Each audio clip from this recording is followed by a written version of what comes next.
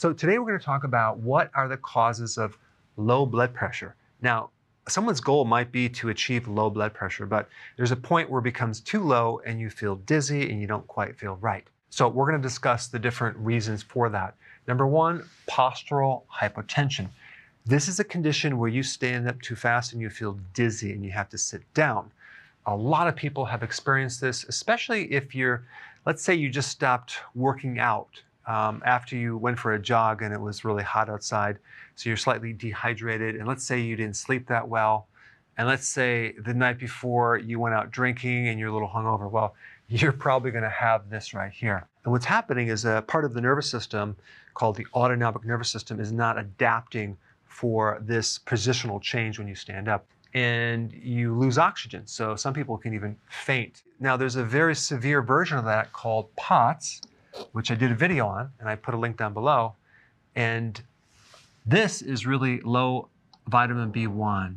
And so I recommend the person taking higher amounts of B1, and that can greatly improve this. And it also supports the heart as well, because if your heart is weak, that can actually cause low blood pressure, and I put that down here. And it just so happens that vitamin B1 is essential for keeping the heart working correctly. If you're low in B1, you can even actually cause the heart to work harder and develop something called cardiomegaly, which is an enlarged heart. But adrenal fatigue can definitely cause postural hypotension and even be behind POTS, because the adrenal is the stress gland and it adapts to all forms of stress, including just the mild stress of standing up. All right, so now let's go to the next one, dehydration. Now, I want to differentiate dehydration from low salt. They're not exactly the same thing. However, they can cross over. Now, some people can be dehydrated without having a deficiency of salt, because dehydration is really just they're missing fluid. Okay, so it could happen when you exercise too much in heat, but then again, you're also going to lose salt. But depending on how much salt you have in your reserves, it could be more or less. Or let's say you had vomiting or diarrhea or diuretics. That can put you in a state of dehydration, which you just need to drink more fluid. And not having enough fluid can actually cause low blood pressure. Then we have a situation which is low salt. And because we have low salt, we're not able to hold the fluid in the body, and you're peeing it out. So salt helps you retain, hopefully, the right amount of fluid. And so this could come from actually taking way too much potassium and not enough sodium. It could also come from starting the ketogenic diet and you're losing all this fluid, yet you're not putting back in the electrolytes in the fluid.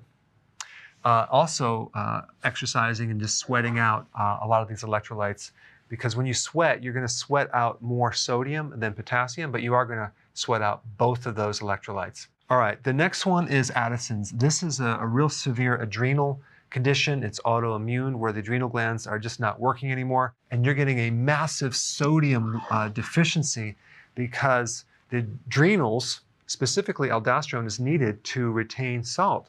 And so in these cases, you need to be taking salt like all day long.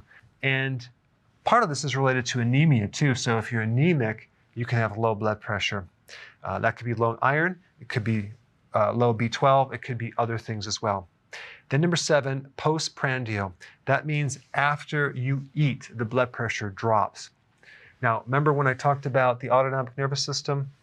Well, in this situation, the autonomic nervous system helps to control blood flow, whether it's to your digestive system or to the extremities when you're working out. So if you have a weakness within the autonomic nervous system and you eat, and all the blood is shunted to your digestive system and away from your brain, you're going to feel kind of dizzy when you eat.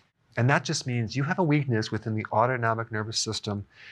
If you have that situation, I put a link down below for more information on what to do about it. And then number 9, we already reviewed this, anemia.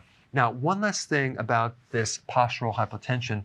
There's a very simple test that's not related to low blood pressure per se, but it's related to adrenal issues, okay, and the autonomic nervous system.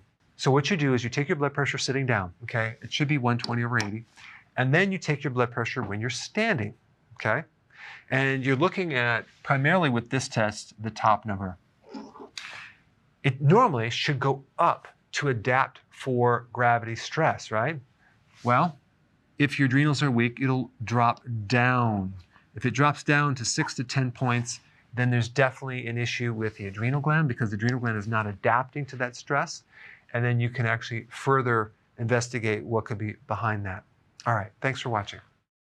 Hey, before you go, if you're benefiting from any of my content, I would love to hear about your success story. Please share it in the link down below.